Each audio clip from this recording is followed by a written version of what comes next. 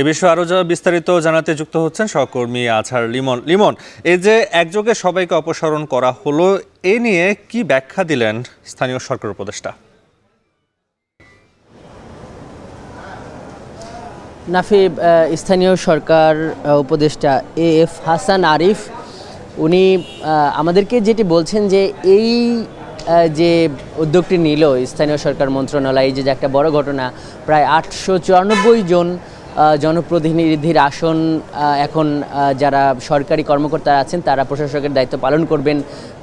প্রায় 900 জন যেই জনপ্রতিনিধিদেরকে অপসারণ করা হলো, এর ব্যাখ্যায় উনি স্পষ্টভাবেই বলেছেন যে একটা প্রয়োজন যেমন আছে, যে কারণ স্থানীয় সরকারগুলোর উন্নয়ন কর্মকাণ্ড কিংবা যে সমস্ত কর্মসূচি রয়েছে স্থানীয় সরকার পর্যায়ে, সেই সমস্ত কর্মসূচিগুলোকে চালিয়ে নেওয়া একটা বড় লক্ষ্য। তবে ওনার ভাষায় যে এটি হলো বিপ্লবের প্রত্যাশার প্রতিফলন।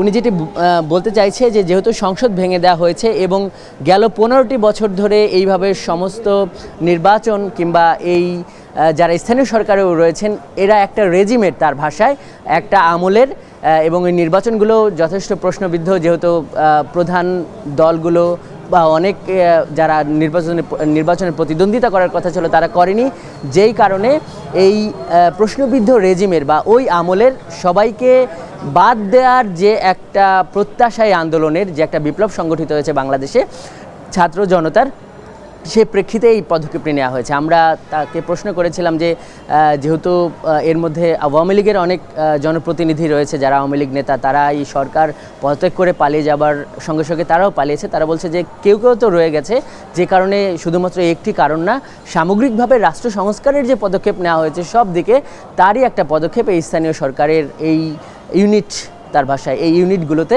এই পরিবর্তন। এবং জানিয়ে রাখি যে মোটামুটি সব মিলে আমরা দেখেছি যে 894 জন জনপ্রতিনিধি অপসারণ হবার পর সেখানে কর্মকর্তারা সেখানে দায়িত্ব পালন করবেন এখন থেকে।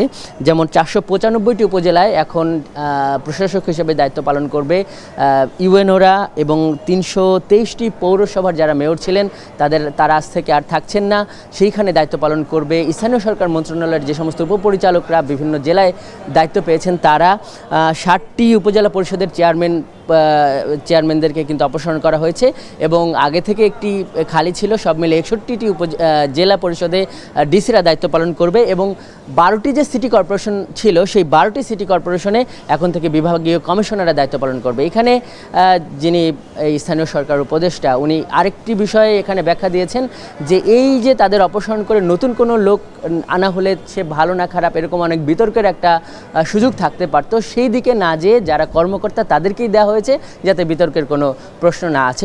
নির্বাচনের ব্যাপারে প্রশ্ন করা হয়েছিল, তিনি কিন্তু বলেছেন যে নির্বাচন হবে, এটির রাষ্ট্র সংস্কারের পর নির্বাচন হবে। আরেকটি বিষয় এখানে সাংবাদিকদের পক্ষ থেকে জানতে চাওয়া হয়েছিল যে যেহেতু স্থানীয় সরকারের একটা বড় ইউনিট বা বড় একটা ধাপ হলো ইউনিয়ন পরিষদ, সেই চেয়ারম্যানদের ব্যাপারে কী সিদ্ধান্ত নেওয়া হবে। তো সেই জায়গায় এই স্থানীয় সরকার উপদেষ্টা জানিয়েছেন যে তাদের ব্যাপারেও মোটামুটি এখন গবেষণা চলছে, পর্যবেক্ষণ চলছে, আলাপ আলোচনা বা বিশ্লেষণ চলছে। যদি এই সব কিছু মিলে মনে হয় যে তাদের অপসারণ করা দরকার, সেটিও এই স্থানীয় সরকার মন্ত্রণালয় থেকে করা হবে। তো আপাতত এই ছিল পরিস্থিতি। আর আরেকটি বিষয় এখানে তারা কথা বলেছেন ডেঙ্গু পরিস্থিতি নিয়ে। স্থানীয় সরকার উপদেষ্টার যেটি বলেছেন যে ডেঙ্গু নিয়ে তারা একটা অল আউট একটা প্রোগ্রাম হাতে নেবেন যাতে ডেঙ্গু সত্যিকার অর্থে শহরগুলো থেকে নির্মূল করা যায়। তো নাফি, এই ছিল আমার কাছে সচিবালয় থেকে সবশেষ। দেশের সব সিটি কর্পোরেশনের মেয়র, উপজেলা চেয়ারম্যান ও পৌর মেয়রদের অপসারণের ব্যাপারে জানাতে যুক্ত ছিলেন সহকর্মী আজহার লিমন।